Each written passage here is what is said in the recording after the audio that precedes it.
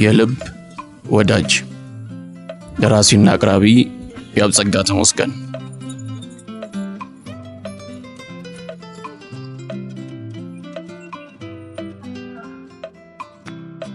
ሰዎች እንደየአመልና ስብዕናቸው ከሚጣጣሙት ጋር ወዳጅ ይሆናሉ። ከወዳጅም ጥብቅ ወዳጅ የሆነ ከበደ ሚካኤል ወዳጅ ማለት አብሮ ሲባክን ነው እንጂ እንደ ዓይንና ጆሮ እንደ እግር እንደ እጅ እንዳሉት ሁሉን አብሮ ያሳለፈ በቆይታ የተዛመደ የልብ ወዳጅ የጓዱን አመል የእጁን መዳፍ ያህል ጠንቅቆ ያውቃል። እሱኮ ግትር ነው፣ አንዴ እኝ ካላ አይመለስም። ግልፍተኛ እኮ ነው፣ ትዕግስት የሚባል አልፈጠረበትም። ማ እሱማ በዚህ አይታማ፣ በጭራሽ እንደዛ ያደርግም። አውቀዋለሁ ወዳጄን፣ ጠንቃቃ ነው እያለ ምስክርነት ይሰጣል።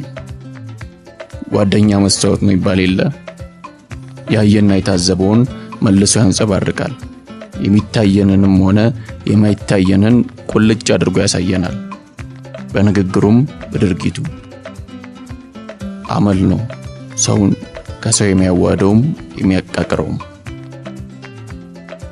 ከሰው ስተት ከብረት ዝገት አይጠፋም እንደሚባለው እያንዳንዱ ሰው መጠኑ ቢለያይም የራሱ የሆነ ክፉ አመል ይኖረዋል፣ ወይም ደካማ ጎን። ያንን ሰንኮፍ ታክሶና ችሎ ከሌሎችም ዓይን የሚሸፈንልን ታዲያ የቅርባችን ሰው ነው። ቤተሰብ፣ ቀና ጎረቤት፣ ጓደኛ፣ የልብ ወዳጅ። የቤተሰብ ውዴታ ብቻ ሳይሆን ባልተጻፈ ሕግ ስር ያለ ግዴታም ነው። ጣት ተቆርጦ አይጣልምና ዘመድ አዝማድ ገመናውን እርስ በራስ የተሸፋፈነ ነው የሚዘልቀው። ዛሬ ላውጋችሁ የፈለኩት ስለ ልብ ወዳጅ ነው። በስጋና ደም ሳይተሳሰር በነፍስ የሚዛመድ እውነተኛ ጓደኛ፣ እንደ እግር እንደ እጅ አብሮ የሚባክን ጊዜና ቦታ፣ ሀብት ንዋይ፣ ወረትና ሁኔታ የማይለውጠው፣ ጓዱን ከመዳፉ በላይ ጠንቅቆ የሚያውቅ፣ ከህሊናው እኩል የሚወቅሰው፣ እስከ መጨረሻው ድረስ አብሮ የሚጓዝ የዚህ አይነቱን ሰው በሕይወታችን ላይ መታደልን የመሰለ ታላቅ ጸጋ የለም። የዚህ አይነቱ ሰው ከቁጥር ጥቂት ነው። በተለይ በነባራዊ ዘመን ሰው የኑሮ ነገር አንገብግቦት ለየብቻው ተነጥሎ ደስታና ሐዘኑን መዋጥ ምርጫ ባደረገበት፣ ከአንገት በላይ ፈገግ እየተባለ ሁሉ አድፍጦ በሚኖርበት ጊዜ አንዱ ለአንዱ ምርኩዝና ጋሻ ሆኖ የሚኖሩ ወዳጆች ማግኘት ብርቅ ነው። ምክንያቱም ሐቀኝነት፣ ከኔ በላይ ለገሌ ብሎ መስዋዕት መክፈል ዛሬ ላይ ጥንታዊ ነገሮች እየሆኑ መጥተዋልና።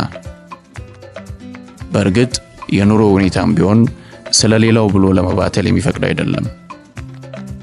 ሁሉ ለየራሱ ደክሞ እንኳን የሚያረካ አይደለምና። ቅሉ ግን የልብ ወዳጅነት ከላይ በጠቀስናቸው ጉዳዮች ላይ መሰረቱን የሚጥልና የሚተመን አይደለም። በየትኛውም ሁኔታ የማይለወጥና ጸንቶ የሚቀር ነው።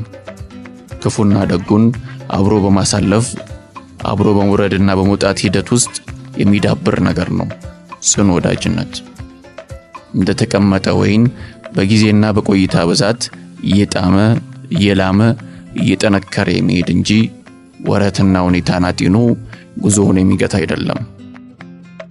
ሊቁ ከበደ ሚካኤል የወረትና የወዳጅነትን ጉዳይ ታዝበው የጻፏት አጭር ግጥም አለቻቸው። ገንዘብ ሰርገኛ ነው ያቀርባል ሰብስቦ፣ ድህነት ግን ሲያርቅ ይመስላል ተስቦ የምትል።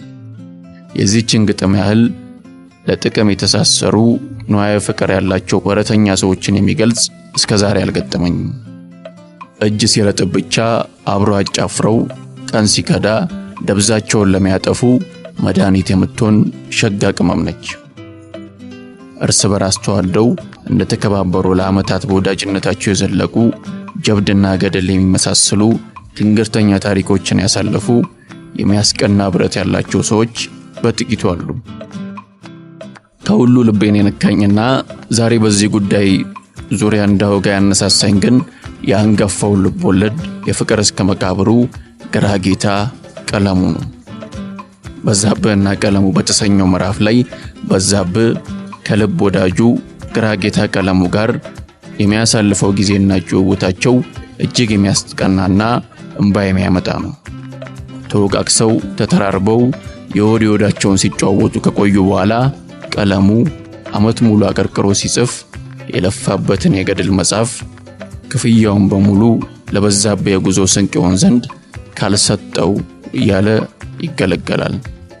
በጠና ታሞ ነፍሱ ልታመልጠው ከጫፍ ደርሳ ሲማቀቅ ሰው ሁሉ በሸሸው ጊዜ ብቻውን አስታሞ ከሞት ያተረፈው ወዳጁ በዛብህ ነውና ግራጌታ ቀለሙ እንኳን ይህን ቀርቶ ሌላም ላደርግልህ ቢቻለኝና ባደረግኩልህ ያንተ ውለታ እኮ ምንም ዋጋ አይበቃውም።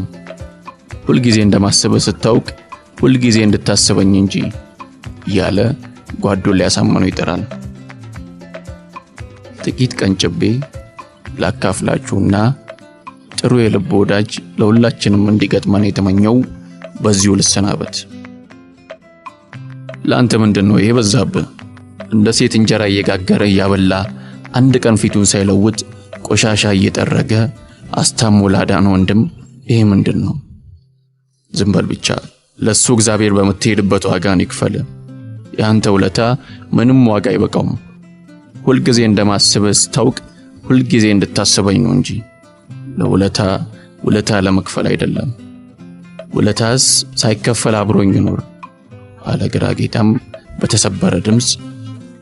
ምሽት ከማግባቱ በፊት በጽኑ በሽታ ታሞ ዘመድ ሁሉ ሲሸሸው በዛብህ እንዴት አድርጎ ያስታመው እንደነበረ ስለታየው ለቅሶ መጥቶበት ከዚያ ሁለቱ ጓደኞች ተቃቅፈው ትንሽ ተላቀሱና በዛብህም 15 ብሩን ቅር እያለው ተቀብሎ ወደ የቤታቸው መንገድ ጀመሩ።